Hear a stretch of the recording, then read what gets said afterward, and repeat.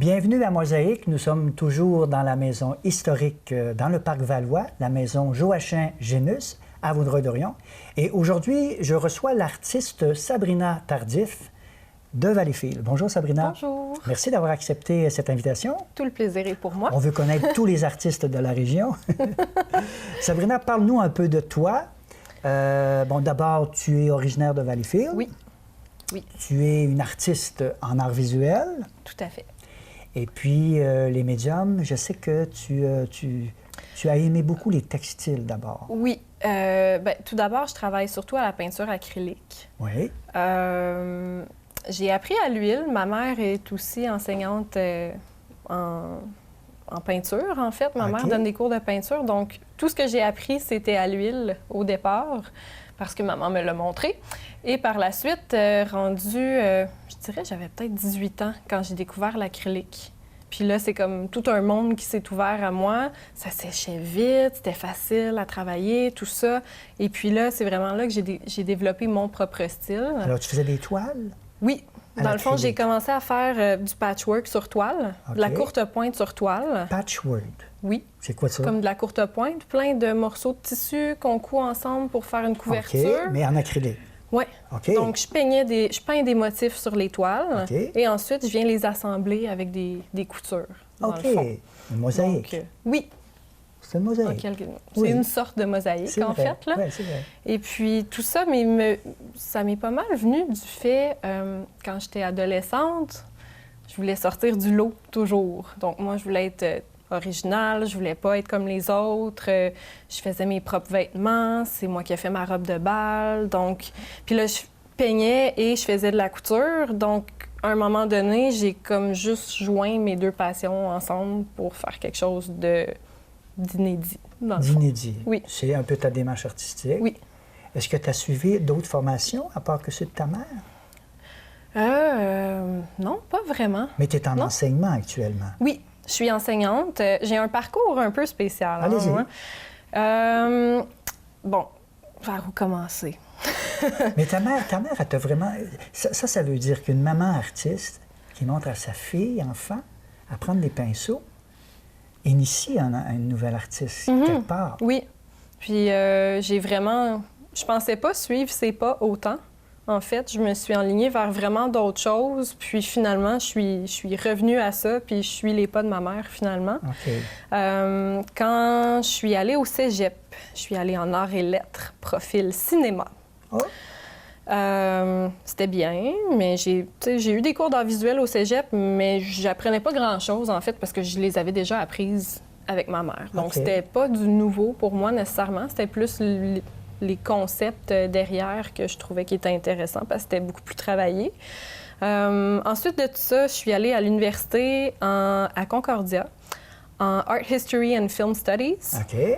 Parce que je savais pas en tout où est-ce que je m'en allais, dans le fond. Fait que j'ai dit, on va essayer ça. Quand on est jeune, c'est là qu'il faut essayer. C'est ça, tout à fait. Et puis... Mais tu continuais à peindre, pareil, là. Oui, je peignais on the side, là. OK. Tu sais, sur mon plancher de chambre chez ma mère, là, à terre, OK. à Bonne-Franquette. Et puis, après un an d'université, je me suis questionnée par rapport au cinéma si c'était vraiment une voie que je voulais suivre. J'ai pris une sabbatique qui a fini en 2 ans de sabbatique, en fait.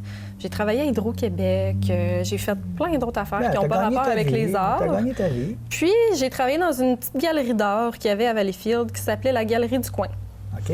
Et là, j'ai rencontré plein d'artistes de la région que j'avais jamais vus de ma vie. Des artistes qui venaient exposer, des artistes qui travaillaient avec moi. Puis c'est vraiment là que Révélation. Mon style s'est développé. J'ai eu plein d'artistes pour me conseiller. T'as pris confiance, là. Oui, vraiment. Puis par la suite, je suis rentrée au museau à Valleyfield. Et là, ça m'a motivée à retourner finir mon bac en histoire de l'art. OK. Puis, de fil en aiguille, j'ai rencontré des gens, des contacts. J'étais chargée de projet au museau, j'animais les camps de jour, tout ça, en plus de ma carrière artistique. Tu faisais toujours du textile, Oui. Tu peignais toujours. Exact. Puis, tout s'est enchaîné.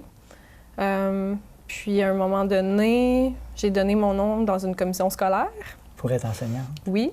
Et j'ai eu un remplacement en art plastique, puis ça a été le coup de foudre. Ça, c'était l'année dernière, en fait. Puis là, ben, je suis retournée à l'université faire une maîtrise pour avoir mon brevet. Puis en attendant, ben, je suis enseignante en art plastique au secondaire parce qu'ils en ont vraiment besoin, puis que je suis vraiment bonne aussi. Wow! C'est un super parcours. C'est un bon parcours. Là, non, j'ai 30 ans. Ben oui, t'es toute jeune. J'ai 30 ans. Sabrina, en tant qu'enseignante, là, on sait tous que les arts plastiques sont inscrits automatiquement dans nos cours ados et tout ça. Il y en a qui ne sont pas d'accord d'avoir des cours d'art plastique. Non, ça ne fait pas l'unanimité. Ça ne fait pas l'unanimité, hein? Non. Pourquoi il faut avoir des cours d'art plastique? Pour tellement de raisons. Je dirais pour ouvrir nos horizons, pour devenir des citoyens plus ouverts sur le monde.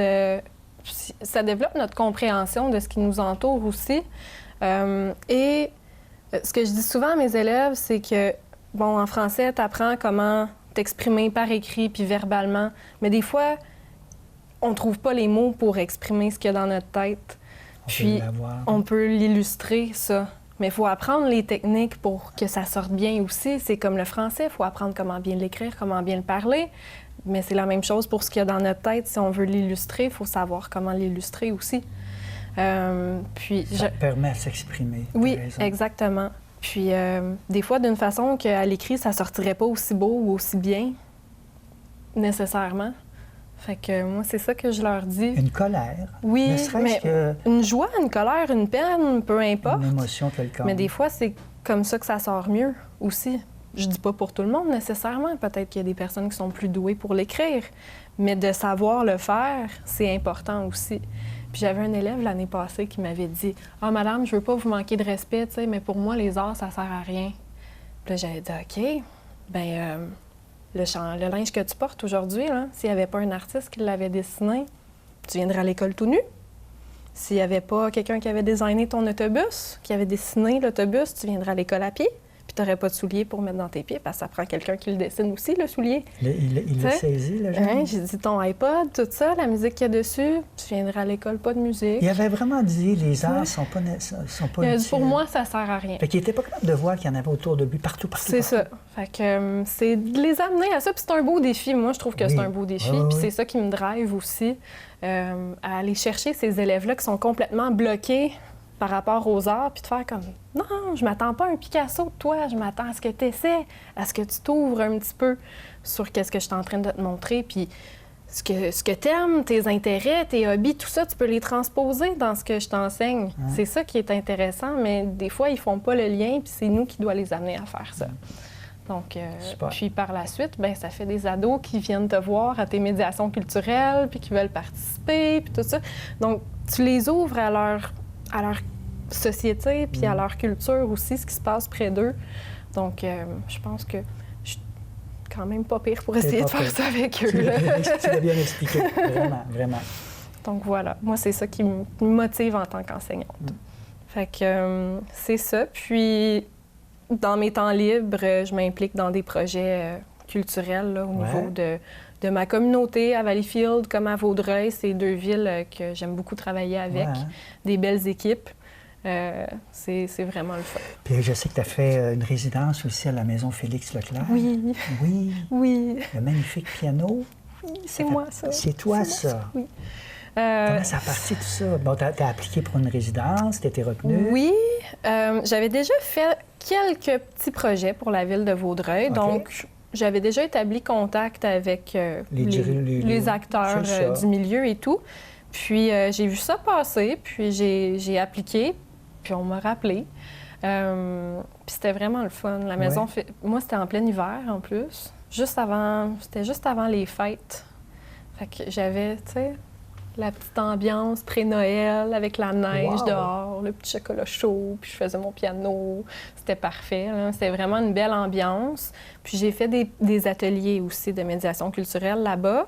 C'était, dans le fond, il y avait le projet solo qui était le piano. Ouais.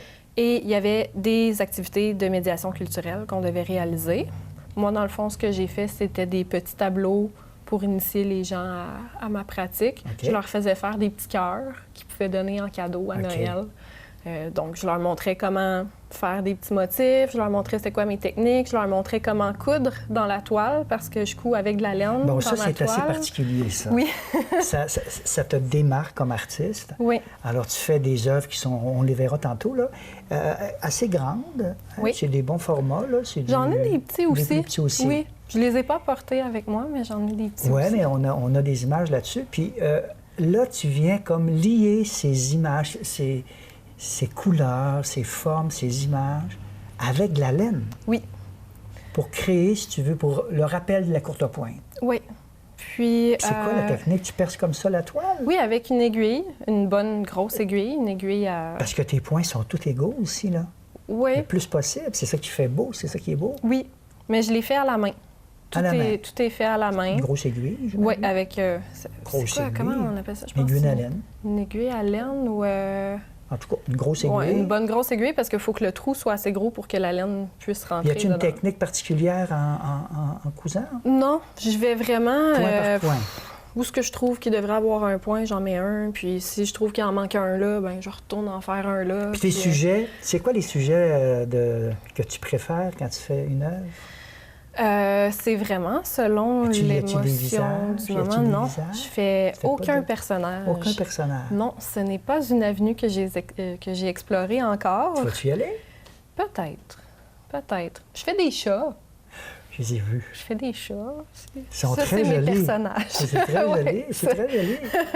Sinon, je vais beaucoup avec la symbolique.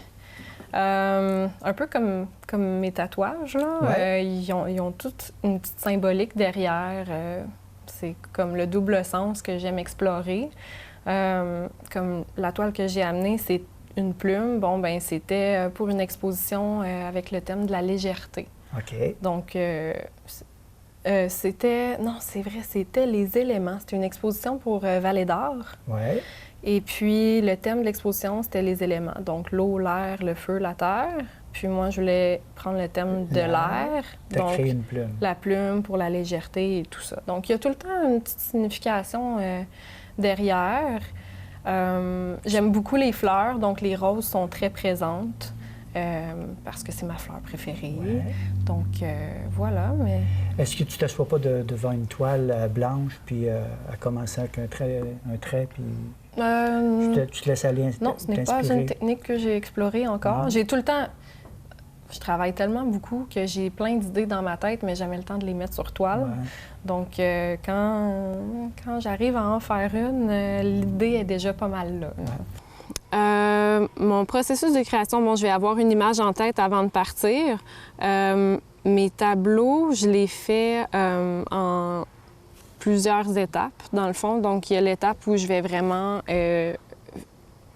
mettre plein de textures sur mon canevas, coller des choses, vraiment pour qu'on ait plein de textures différentes. Ensuite, je vais y faire mon dessin. Là, je vais peinturer, je vais mettre les couleurs de fond, puis ensuite, je vais y aller avec les motifs. Et depuis quelques temps, je termine avec... avant, je peignais les petites coutures comme sur les tables ici. C'est sûr qu'une table en bois, je peux pas faire ça. Mais depuis un petit moment, je fais même de la couture dans mes toiles directement. Ça a ajouté une dimension vraiment intéressante. Ça faisait un petit moment que je suis comme, je pourrais intégrer des vrais tissus là-dedans, mais j'avais pas trouvé de façon encore comment le faire. Puis là, ça fait peut-être comme 2-3 ans que je couds vraiment directement dedans. Ça donne un effet vraiment intéressant.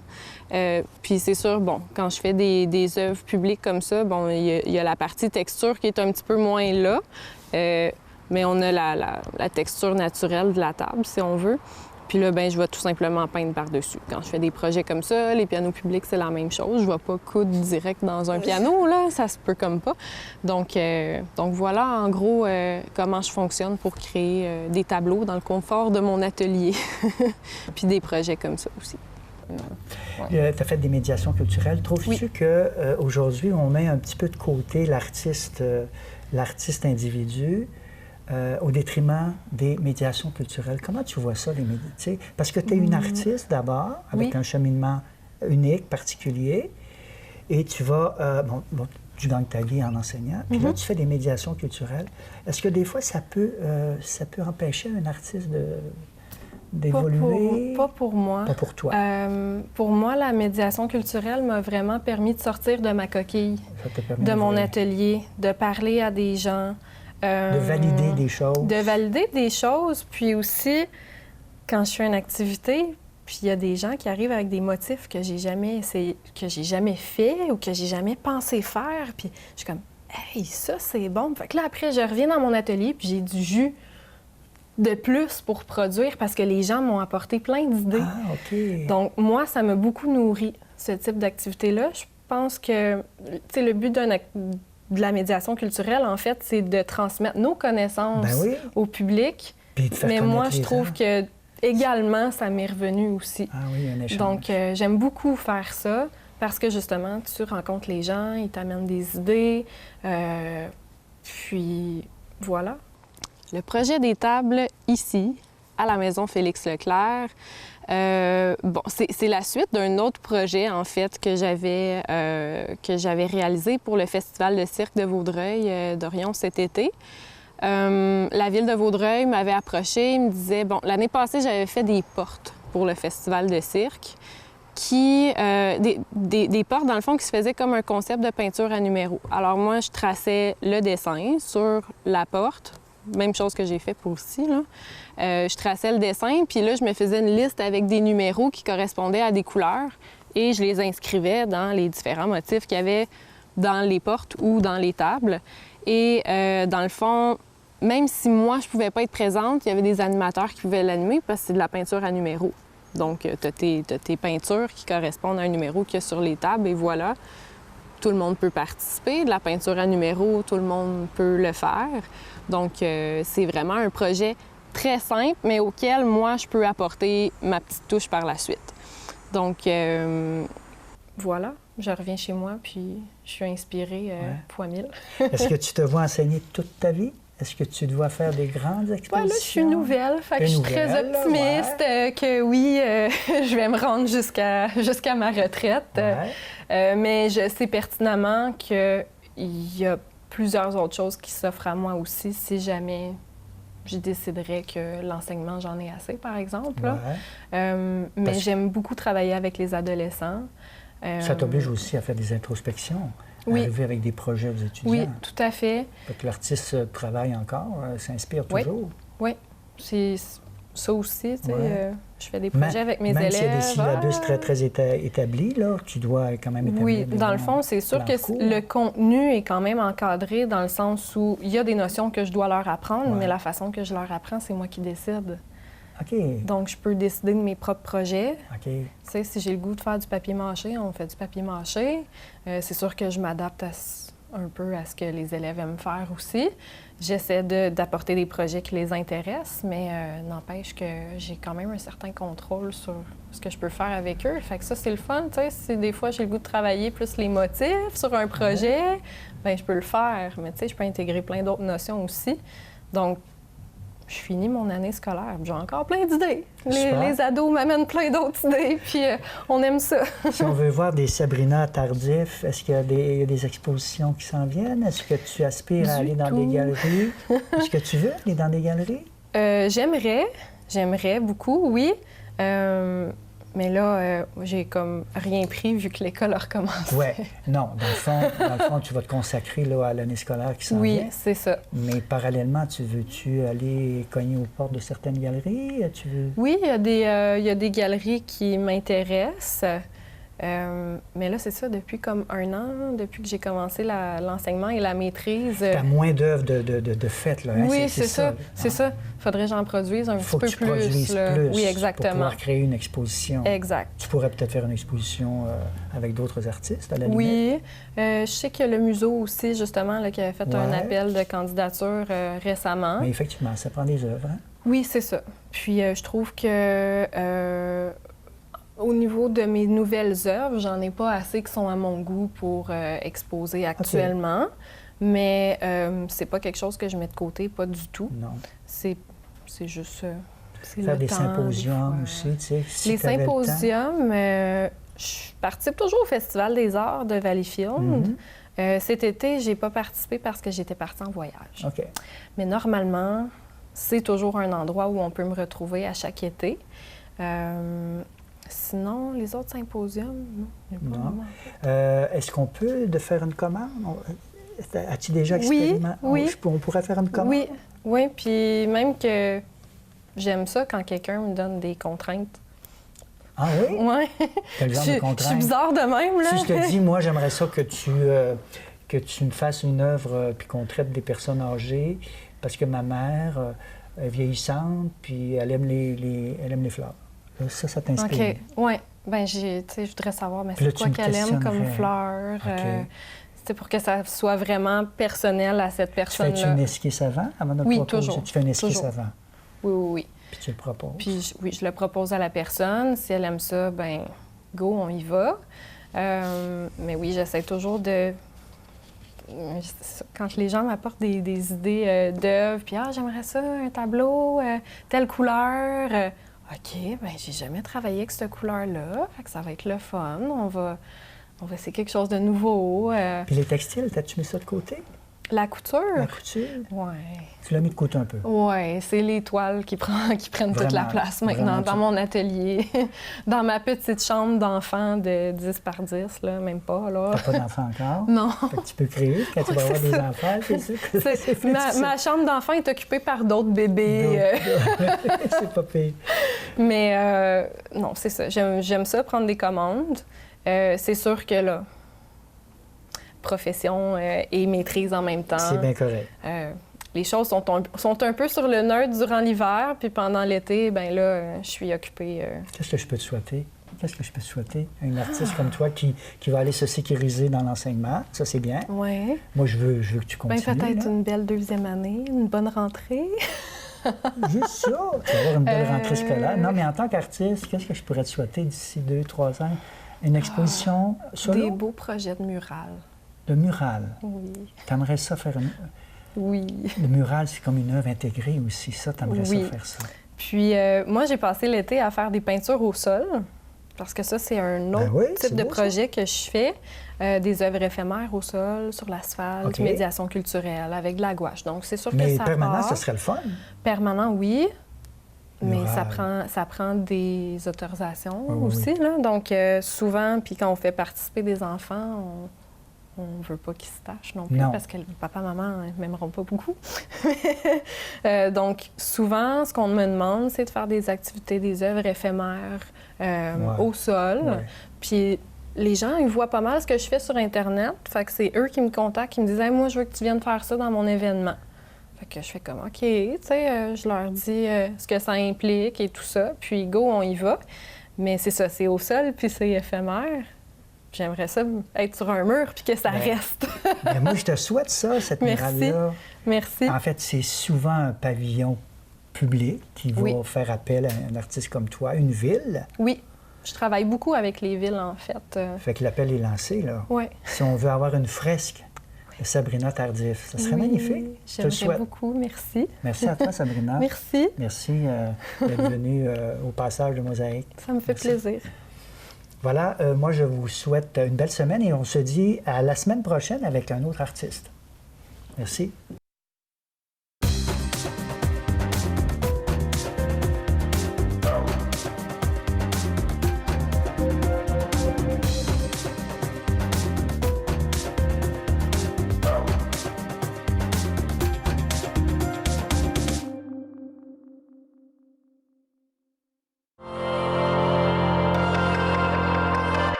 Je m'appelle Enyamoussa Badji, j'ai 14 ans, j'ai des origines sénégalaises et je demeure à Paikor. Si j'étais Premier ministre, j'aimerais renforcer les relations entre pays, comme ça, il y a plus d'alliés puis moins de guerres à travers le monde. Je voudrais renforcer, comme INIAB, les relations entre les pays et enlever la barrière culturelle. Parce que la plupart des gens qui sont ignorants pensent qu'ils ont des stéréotypes par rapport à d'autres pays. Alors, si les pays s'ouvrent plus, ils discutent entre eux, il n'y aura plus de barrières et tout le monde sera heureux. Ce qui cause les barrières, c'est plutôt l'ignorance. Et moi, je trouve que c'est aussi la peur d'apprendre de nouvelles choses. Oui. Ils ont trop peur de savoir trop sur qu'est-ce qui se passe sur le monde.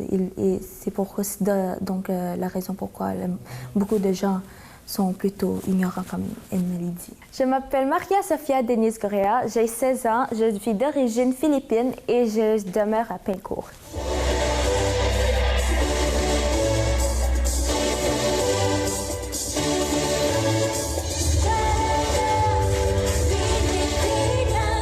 Oh, moi, c'était la première fois que j'ai vu de la neige. Oh mon Dieu, c'est plutôt ma classe. Genre, mes amis dans ma classe qui m'ont vu ma première réaction. Waouh, c'est blanc! Donc, moi j'ai couru vers la porte, j'ai ouvert la porte, je suis sortie à l'extérieur en manches courtes.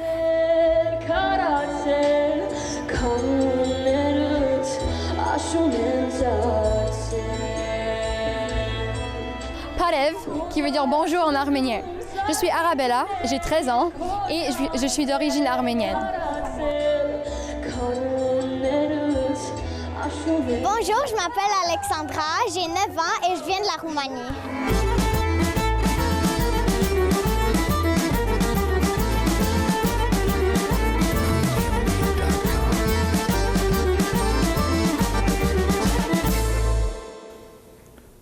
La première fois que j'ai goûté de la poutine.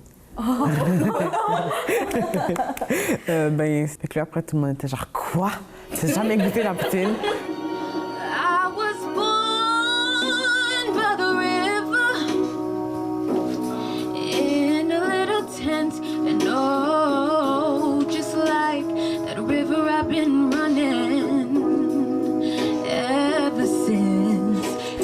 Hi, my name is Brooke Grant Butler. I'm 13 and I live in Pancourt and my origins are Irish and Scottish.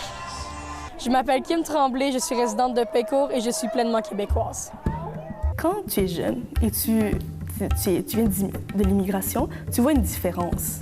Alors quand tu deviens un ado, c'est comme si tu avais toujours vécu dans la différence. Alors ça ne s'empire pas. Tu t'adaptes mieux.